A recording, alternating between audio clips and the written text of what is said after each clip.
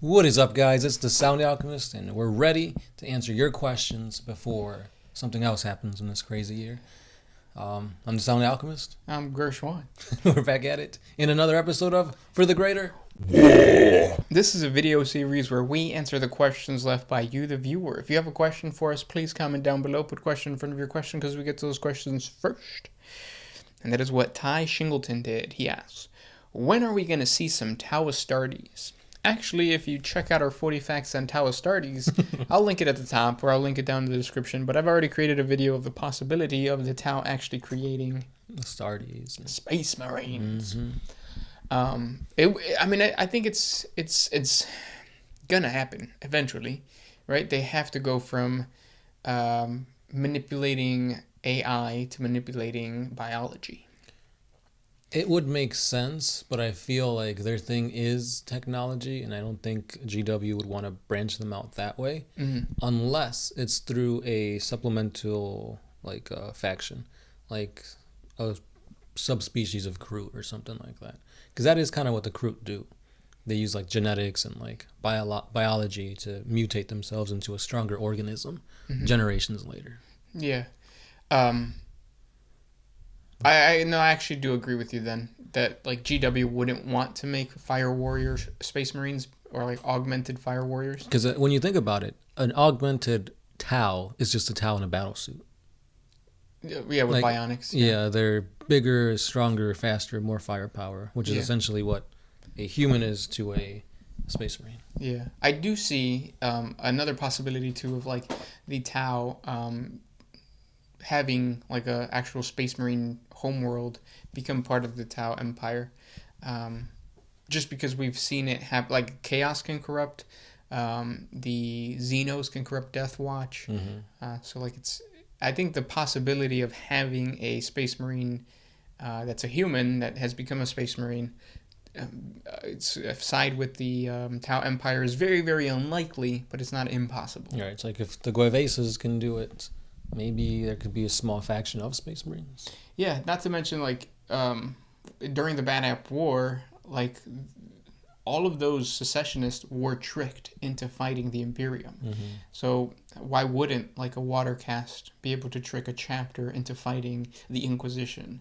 The Space Wolves fought the Inquisition, so it's just like one of those situations where it's like the Imperium is so brutal and treats their people so bad that I could see like a Space Marine chapter siding with the greater good. It's in the possibilities. Will we ever see it? Probably not. No, yeah, probably not. No. But there are some pretty badass fan art of like Space Marines with like more technologically advanced Tau, like Fire Warrior armor. It's really cool. Yeah, looks cute. It is super kawaii. Next question. This one's by Defool06. Who has better troop qualities between the Tempestus Scions, the Solar Auxilla, or the Skitarii Legions? Tempestus Scions. Yeah, because they're essentially the Elite? Yeah, I guess that's one way of putting it. However, depending on what you need accomplished, they may not necessarily be the ones. If you just need to throw out bodies, the elite aren't going to do that.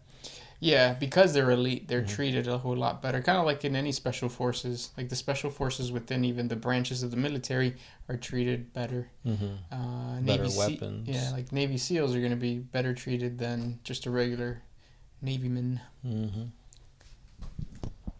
But I mean, Skitarii, they're pretty durable too, so. They're lobotomized. But I mean, like, they're not going to feel pain and, like, wins at maybe not like if they're highly trained. I guess they could continue like fighting even if they get like their arms lopped off. In that sense, yes. Like in that sense, like they kind of have achieved a sense of immortality. They're gonna live a lot longer, but they're gonna die too. So, if that makes sense, it's like the augmentations give them the ability to continue to live, which is good, but the quality of life's probably not gonna be all that great. Next question comes from Dead Delete. Who would win, Warhammer 40K and all of its factions, or Gundam? 40K.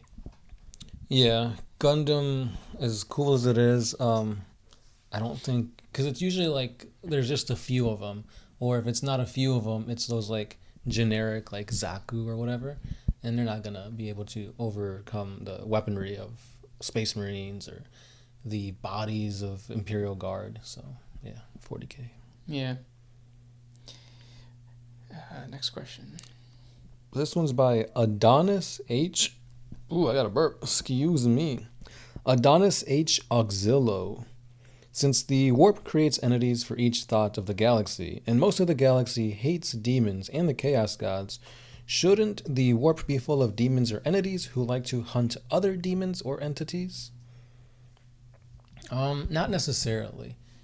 Because the chaos gods are a coalescent of a whole bunch of emotions mixed into one, such as like Slanesh is all about perfection, but it's at the same time depravity, feeling like the sensations and stuff like that.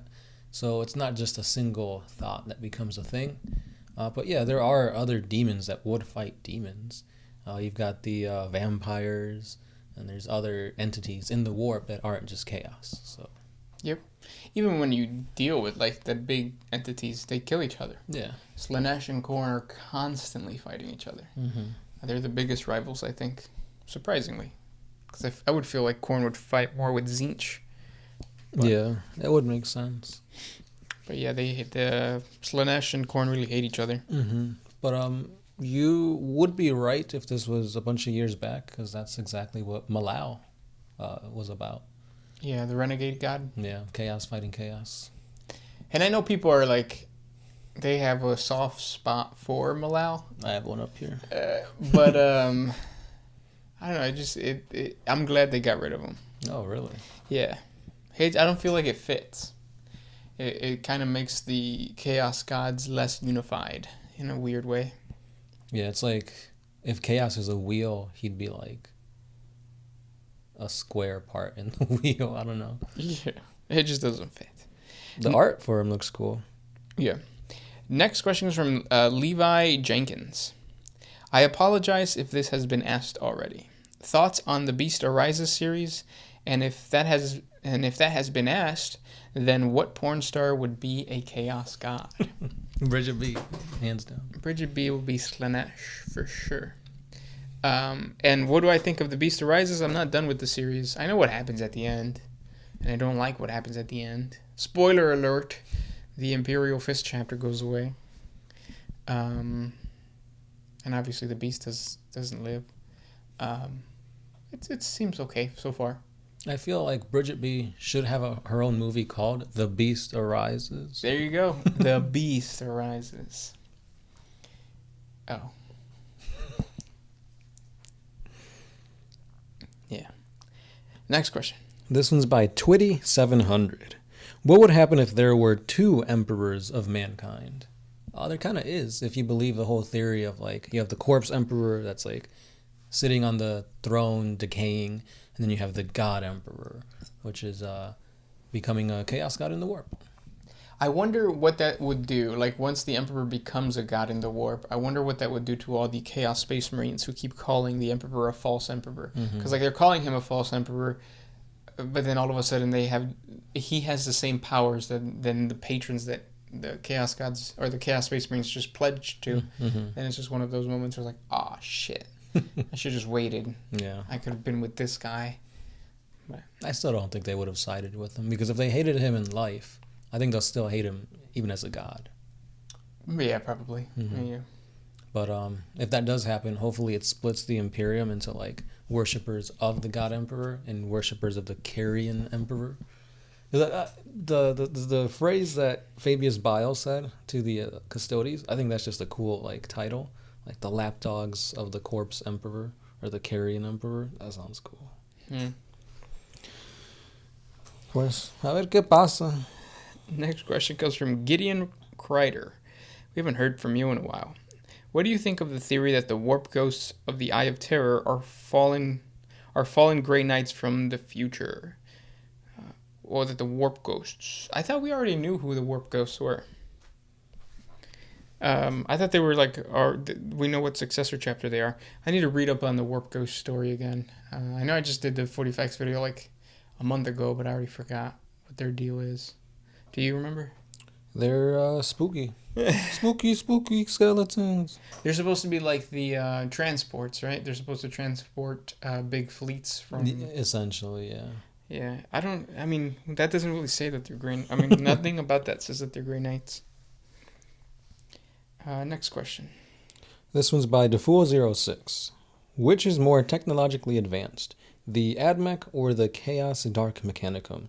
Since the Martian Mechanicus has all the resources of the Imperium and all the expeditions they make for study and recover technologies, but there are some things that are forbidden by laws.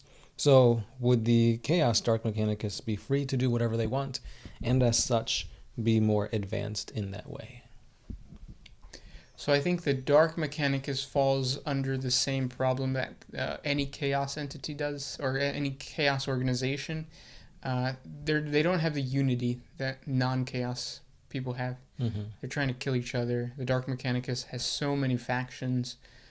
Which they're all cool. They're all really badass, but they're also trying to fight each other. Yeah. It's like the orcs. Kinda, yeah. They're fighting for resources, but at the same time, the regular AdMech, it's like you have different cults. Mm-hmm. They're not at war, but they each specialize in a certain area. Mm-hmm.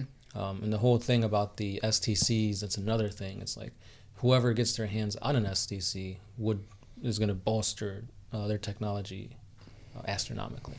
So whether that's Chaos or the Loyalist ones, it depends. Right. The next question comes from Joshua Changan. Don't know if it was already asked, but if the Khan turned traitor during the Horus Heresy, which Chaos God would he serve? It's interesting because his style of warfare is hit him hard, hit him fast, which is similar to kind of like the Night Lords, where it's like guerrilla tactics, hit them where they're not expecting it, and then back away into the darkness.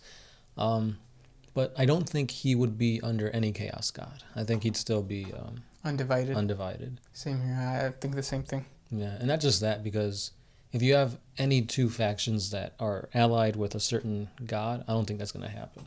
Like, you're not going to see the Word Bearers and the White Scars be Khorne, or, yeah. There's no double dipping. Yeah. Because that doesn't sell models. Next question comes from Iridor 1982. Hola, ¿qué tal? Why does the Imperium not put everything into getting the technology of the Necrons to be able to travel faster than light without using the warp? That's heresy, bro. Yeah, that's like the number one rule that the Emperor said. He said, don't touch toys that aren't yours. Unless you're in the Death Watch and are using Necron tech, but it's actually just, quote-unquote, ancient human tech. Even though it still has like the Necron hieroglyphs or whatever. Yeah, it's like, oh, why is that blade green and glowy? Aztec. Yeah. Yeah. Yeah, it's heretical in nature. Mm-hmm. Thomas Stingamore? Would you play Warhammer 10,000 BC, or is that just Warhammer Fantasy without range attacks? It's definitely not Warhammer Fantasy. I mean, no. Because Warhammer 10,000 BC is essentially just playing like primitive man against primitive man. Yeah. Because the Warhammer universe is set in like real universe. Mm-hmm. So like 10,000 BC is like what we know as a 10,000 BC. It's not like they're going to have chaos demons or Tatao or Drukari or anything like that. So you know what would be badass? This just came to me now that you said that. It would be really cool to run a D&D campaign where you are playing humans on Earth during 10,000 BC in the 40K universe. So you get visited by like the Tyranids, because supposedly the Loch Ness Monster is supposed to be a Tyranid. Mm-hmm. You get visited by like the Eldar. You get visited by the Necrons because of the whole like Catan thing. yeah. That would be kind of cool. And at the same time, you're trying to fight like T-Rexes. I don't know, are they dead by that time? Probably saber-toothed tigers and woolly mammoths. Even though I would throw a T-Rex at you guys because it's fun. But then you'd be like, you get visited by an Eldar, but the Eldar gets eaten by a T-Rex. So now we got to wait like 24 hours so that the T-Rex poops out, and then we could have like awesome weapons and gear and stuff like that. Yeah, guns. Mm-hmm. Like, what are they called? Rail rifles? No, shuriken pistols. Shuriken pistols. Yeah. D cannons? So I guess yes. To answer your question, yes, I would want to play in that. Mm-hmm. I would want to be a player, not a DM. But it's like you have all these ideas, but I want to play those ideas. Yeah. That's the DM curse. What's funny too is like whenever, because in my situation, when I think of all these cool scenarios to play, and then when I actually have my turn to like be a DM, I don't do any of them. I'm like, oh shit, I forgot to plan something. Damn. So I have to scramble things together. Woe is me. Next question. This one is by Evil Buying Good. If you could change one thing or give the Imperium one thing to improve their military capacity, what would it be? I think they already have this, but if they used it more, I think that would be more beneficial, quote unquote, is the cloning technologies. They have like vat grown people, but like if you're just outright clone them, then I think that would help in terms of like manpower to create more ammunition, resources and stuff like that, or just more bodies for the guard. Yeah. I would give the Imperium either access to a webway or access to the dolmen gates. Mm-hmm. Dolmen gates? Mm-hmm. Yeah. Because, I mean, maneuverability is king in the galaxy. It's like if you can't maneuver, you're not a superpower. Last question. What do you got? This one's by DeFool06. Would Kroot still eat me even if I have multiple STDs? Yes. Really? I think a Kroot would eat, yeah, because it's kind of like antibodies, right? So now the Kroot can't get STDs. Yeah. Because that's what a vaccine is. Yeah, I guess so. But what traits do you have, DeFool06, that a Kroot would want to get? That's my question to you. Because you're just telling us the negatives, if that is even considered a negative. I mean, having itchy balls or cauliflower all around your junk is pretty bad. Yeah. Is there ever a positive STC? I mean, yes. STD? Let us know in the comments. A disease that makes you faster, stronger? I don't know. But yeah, the thing about Kroot is that their stomachs are super powerful, so they'd probably be able to, like you said, like dissolve any imperfections, and they're not just gonna eat you completely. They'll probably just like, oh, this dude has like super strong lungs. Let's eat his lungs, or let's eat the gallbladder. So. And they would have to eat multiple of those with the same STD. Yeah. So it's tricky. Being a Kroot sounds cool, but then when you actually get down to it, pen and paper, you're like, nah. I'll pass. I'll just not do that. Because you could be like, oh, that guy can fly. Well, hopefully my great-great-great-grandkids get that trait. Exactly. Yeah. Those were the questions for today. If you guys have more questions for us, comment down below. Thanks for watching, guys. Yeah. As always, this is The Sound Alchemist. Gershwan. And we are out of here. Always